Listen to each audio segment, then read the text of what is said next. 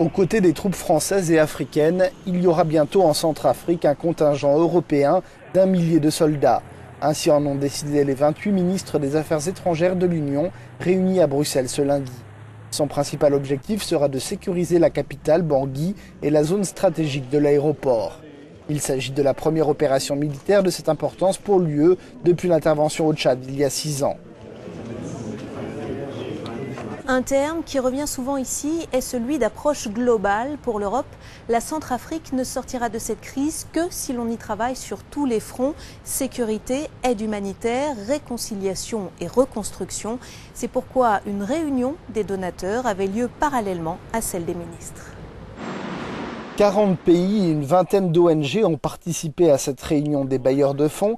Parmi les priorités, l'aide aux plus de 900 000 personnes déplacées sur l'ensemble du territoire en raison des violences.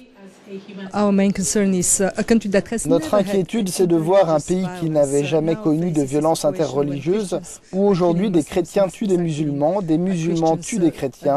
Un mauvais génie est sorti de la lampe et nous devons l'y remettre. La communauté internationale s'est engagée à débloquer 365 millions d'euros. Cette somme devrait couvrir 90% des besoins humanitaires pour cette année. La France est logiquement le premier pays donateur. Ces fonds recouvrent les besoins humanitaires urgents, la nourriture, les soins médicaux. Nous sommes particulièrement soucieux de la situation des femmes et des enfants qui sont les plus vulnérables.